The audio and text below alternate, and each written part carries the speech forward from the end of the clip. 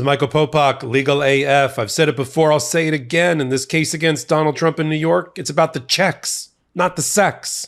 I know we spent a lot of time. It was really interesting and titillating to hear about, the sex life or the sex acts or the sexual misconduct of Donald Trump. Sure, I wanted to hear about the rolled up magazine. It even made the judge laugh when Stormy Daniels talked about it. But this case, keep your eye on the ball, keep your eye on the prize, keep your mind on the money. And the money on your mind. It's about the checks, not the sex, which means somebody like Debbie Tarasoff, the 24-year accounts payable person for the Trump organization, may be more important to the jury than Stormy Daniels. I'm going to explain it all right now in this hot take. Checks, not sex. Here we go. This case and the 34 felony counts started as a business record fraud, ratcheted up to a felony because it's in furtherance of another crime, in this case, election interference by Donald Trump, rises and falls on the payments made to Michael Cohen to pay off Stormy Daniels, how they were recorded on the books and records of the company, and how the company repaid Michael Cohen, and the tax fraud that was committed along the way. Because if you're not doing anything wrong, and you just want to pay off somebody who falsely claims that she had sex with you when you didn't, right? The way Donald Trump says it, then you just stroke a check directly to her so she doesn't go to the media, and you don't record it on your books and records as a fake legal retainer, legal payment for services not rendered by Michael Cohen. And even more, you don't, what we call in the business, gross up the payment so that the person receiving it has enough to pay his income tax because it's phantom or fake income. The two people that will bring down Donald Trump are Jeff McConney, who's going to stand in for Alan Weisselberg, who's in jail. Jeff McConney, the fired, separated, long-term comptroller, one of the two main money men within the Trump organization, not named Trump. Jeff McConney, who just barely avoided getting charged and tried and convicted of tax fraud 2 years ago by the Manhattan DA's office and has a cooperation agreement, destroyed Donald Trump. I'll tell you how. About Michael Cohen. And Debbie Tarasoff, somebody you never heard of and you'll never hear about again, popped up out of like a rock moved the night before. Debbie Tarasoff came out. And even though she still works the Trump organization and she was begrudging, she was professional. Is that Donald Trump's signature on the check to Michael Cohen? It is. Is those where was Donald Trump using the trust that he uses for all of his business operations to pay Michael Cohen until April of 2017? It was. What happened after April of 2017 in response to prosecutor questions? Ms. Tarasoff, he started to use his own Donald Trump personal bank account. Could anybody sign checks on those bank accounts? If it was under $10,000, there were a couple of people. Over $10,000, it had to be Donald Trump, Trump Jr., or Eric. And what were the size of the checks, Ms. Tarasoff, to Mr. Cohen? $35,000 installments, which means it was at the level that Donald Trump had to approve. Now, the jury already heard that Donald Trump keeps his money on his mind, on his mind, on his money, because they read out loud through a publisher at Random House all of his books where he said exactly that. I count pennies. I count paper clips. You should too. You need to know everything about your company at every level. I was going to fire Jeff McConney, my controller, because he was just paying accounts receivable and he wasn't negotiating and trying to pinch pennies. You got to pinch pennies to have dollars. Think like a billionaire. Election interference 2024. I got carried away. It's about the checks, not the sex. Size of the checks, who wrote them, the Sharpie pen, and the like. Because if Donald Trump's right, then why... And Michael Cohen just went out on his own, rogue Michael, right? Selfless Michael, which apparently, according to other witnesses, that doesn't exist. The selfless Michael. He was always, at the time, he was very indebted and wedded to Donald Trump as his consigliere and would do anything for him, right? Not take a bullet, but he would do anything for him. So you'd have to believe that Michael Cohen, after a conversation with Donald Trump and Alan Weisselberg and David Pecker on the Catch and Kill program to try to take out Stormy Daniels' story because she was one of the targets, Michael Cohen on his own just decided the next day to set up a limited liability company, a fake phony one, name some sort of consulting company, go to his bank, take out a loan from his home equity line on his wherever he lives. use that money, $130,000 negotiated with Stormy Daniels' lawyer, Keith Davidson, pay Stormy Daniels, pay them off, and then what?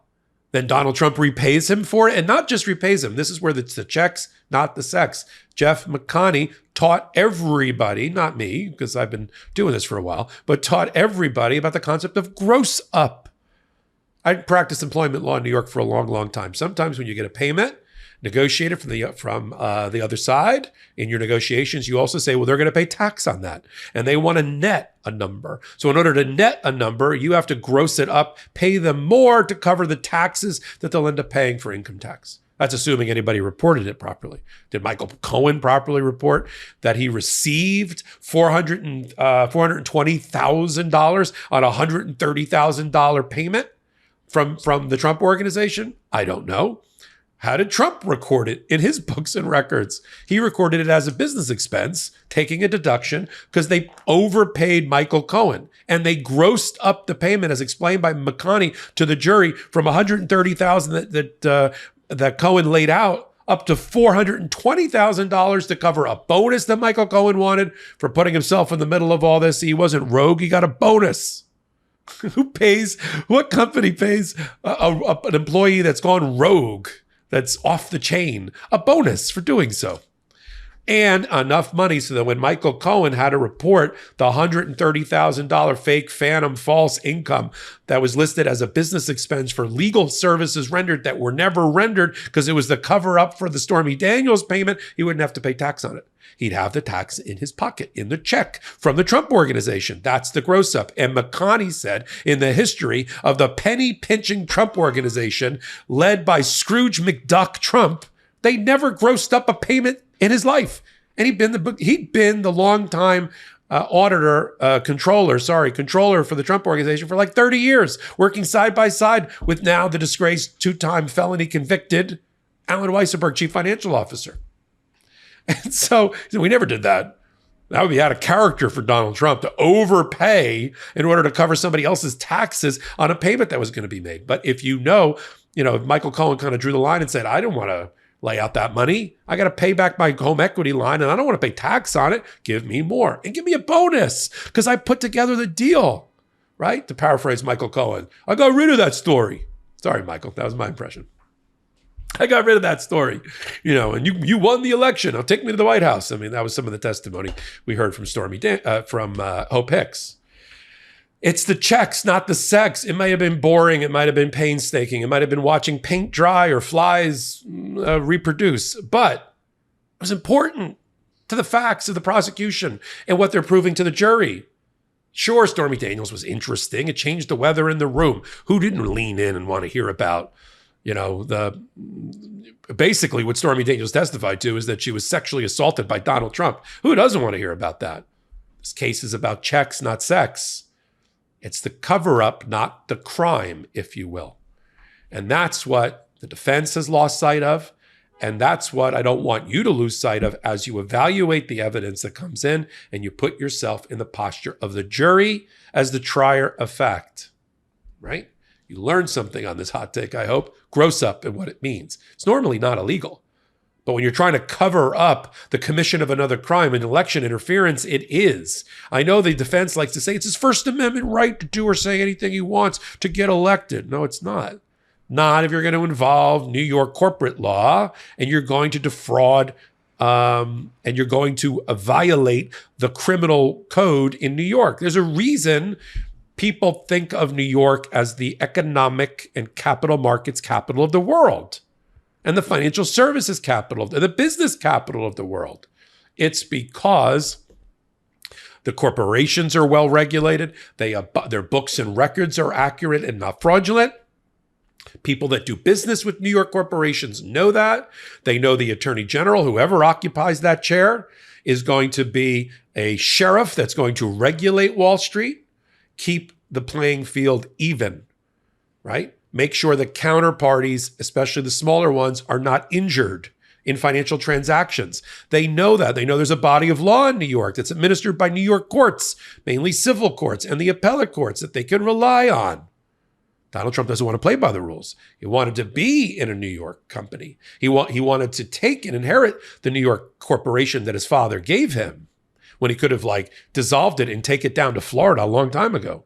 But he doesn't want to play by the rules, right? You got admitted into the club. You got to follow the rules or you're thrown out. And that's what we're watching. We're just watching the Manhattan DA holding Donald Trump accountable. This is not the only case the Manhattan DA is handling this year or in its history. It does lots of things in New York. It goes after, successfully, construction bribery cases where construction costs in New York are sky high because of bribery. They root out public corruption of elected officials on a regular basis. They represent the public in art crime. They've been known to go, they have a whole art crime unit that goes into the Metropolitan Museum of Art and other art and galleries and takes art off the walls and repatriates it back to other countries because it's been stolen. They go after people who commit sex crimes on a regular basis. This is just one of thousands of cases in the Manhattan DA's office. It's the one that's getting all the attention. Other than television and Law and Order, I don't think people ever think about the Manhattan DA's office. I do, because I practice here. And we're just watching a garden variety fraud being revealed layer by layer, piece by piece, puzzle piece by puzzle piece, by a masterful prosecution. That's all we're watching. That's all the jury's watching. It's about the checks, not the sex. Again, Debbie Tarasoff, AP manager for Donald Trump, you probably didn't even remember her name, is going to bring down Donald Trump. Jeff McConney, who Donald Trump gave a little fist bump to, little terrorist fist bump to, after he was done, trying to signal to the jury, oh, that went really well for me. I don't think so. I don't think so. He's going to bring him down. Just like David Pecker did, the National Enquirer publisher, when he testified accurately, truthfully, believably, credibly about the Trump Tower conspiracy, of which he, Michael Cohen, and Donald Trump were a part. And before this is all over, the jury's going to hear from 2/3 of that conspiracy admitting to the crime. Michael Cohen, probably late next week. And what we're also watching before Michael Cohen, I'll leave it on this, even takes the stand, is bolstering Michael Cohen's testimony, insulating him from the cross-examination attacks. You're a criminal, you're a felon, you're a liar, right? Michael Cohen's a truth teller, especially in this area. How do we know that? Because I listened carefully, and so did the jury, to the testimony of David Pecker, National Enquirer, Hope Hicks, press secretary for Donald Trump, Debbie Tarasoff, inside accounts payable person, Ronna Graff, inside financial person and executive assistant for Donald Trump, right? We've listened to all of these people. Jeff McConney, by the time, and the Stormy Daniels, by the time Michael Cohen takes the stand, it's going to be a fait accompli. He doesn't even have to take the stand. They'll bring in a few more secretly recorded audio tapes that Michael took of his conversations with Donald Trump. This case is about evidence, documentary evidence in the form of checks, business records, and other things which form the 34 counts of the indictment, audio recordings of Michael Cohen by Michael Cohen, and the live testimony of people who no longer have an axe to grind, who are just looking at the jury and telling them the truth. We follow it here on the MeidasTouch Network and on this YouTube channel. Help them get to 3 million free subscribers. It's easy. You're already here. Just pop out, free subscribe. Boom. We're the network you've been looking for. You're helping us build it. There's no outside investors. We're it. As I joked in another hot take, we have no hard assets. These are my hard assets. This is it. This is what we got. And I had to buy this for myself. So you can join us also on Wednesday and Saturday at 8 p.m. Eastern time. We call it Legal AF, the podcast, for a reason. You'll find out why when you join. We curate the top 5 stories at the intersection of law and politics. Boom, we bring them to you right here. Wednesdays, I do it with Karen Friedman Agnifilo. Saturdays with my co-founder of Legal AF, Ben Micelis. And then on hot takes like this one, I don't know, about every hour at the intersection of law and politics. So until my next hot take, until my next Legal AF, this is Michael Popok reporting. Heary, Legal AF Law Breakdown is now in session. Go beyond the headlines and get a deep dive into the important legal concepts you need to know and we discuss every day on Legal AF. Exclusive content you won't find anywhere else, all for the price of a couple of cups of coffee. Join us at patreon.com/legalaf. That's patreon.com/legalaf.